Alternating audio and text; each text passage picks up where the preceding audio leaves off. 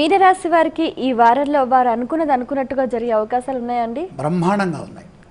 అలా ఉండాలంటే ఏ గ్రహాలు ఉండాలి అంటే ఒక పాపగ్రహం బాగుండాలి, ఒక శుభగ్రహం ఉండాలి, అప్పుడు బ్యాలెన్స్ అవుతుంది. ఇంకా మిగతా 2 గ్రహాలు ఏమిటి? ఒక శుభగ్రహం ఒక పాపగ్రహం కలిసి ఒక రాశిలో ఉండాలి, అది ఏకాదశం కావాలి. ఇక్కడ శుక్రుడు శుభగ్రహం, కుజుడు పాపగ్రహం, వీళ్ళిద్దరూ కలిసి లాభంలో మకరంలో ఉన్నారు. అందులో కుజుడు ఉచ్చగ్రహం. అలాగే మరొక శుభగ్రహం గురువు, ఆయన 7వ రాశిలో ఉన్నారు. మరొక పాపగ్రహం రాహువు, ఆయన 6స్థంలో ఉన్నారు. 6స్థం అంటే విజయాన్ని ఇస్తుంది, ఉపద్రవాల నుండి బయటకు తీసుకొస్తుంది. కాబట్టి పట్టిందల్లా బంగారం అవుతుంది, తలపెట్టిన కార్యం పూర్తవుతుంది. పట్టింది బంగారం అవడం అంటే ఏంటి? ముట్టుకుంటే బంగారం అవుతుందా? బంగారమయమైన ఫలితాన్ని అందిస్తుంది.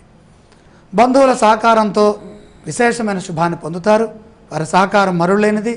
ధర్మచింతనతో చేసే ప్రతి ఆలోచన విజయాన్ని ఇస్తుంది. ఆర్థికంగా సత్ఫలితాలు ఉన్నాయి. పట్టుదలతో అభివృద్ధి ధ్యేయంగా పెట్టుకొని ముందుకు సాగండి. వారు ఇట్లా అన్నారు, వీరు అట్లా అన్నారు, అయ్యో మొన్న అట్లా జరిగింది, ఇప్పుడు ఇట్లా జరిగింది, ఇవన్నీ పెట్టుకోకుండా మన ధ్యేయం ఏంటి, మన లక్ష్యం ఏంటి? చిత్తశుద్ధి ఒక్కటే సరిపోదు, సరైన ప్రణాళిక కూడా అవసరం. ఈ 2 ఉన్నప్పుడు తిరుగులేని శక్తిగా ఎదుగుతారు. అడ్డు తగిలేవారు ఉన్నారు, మీ పని మీరు చేసుకుంటూ పోతే ప్రశాంతత పెరుగుతుంది, విజ్ఞానం పెరుగుతుంది, కుటుంబ సభ్యులకు కలిసి వస్తుంది, అందరితో కలిసి ఆనందంగా గడుస్తుంది, ఒత్తిడిని జయిస్తారు, ఆరోగ్య పరిరక్షణ తప్పనిసరి.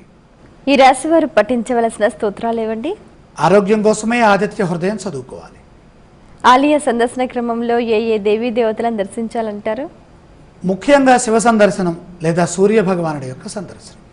ఈ రాశి వారు చేయవలసిన దానాలు ఏవండి? ముఖ్యంగా భాగ్యరాశిలో సూర్యదోషం భాసిల్లుతుంది.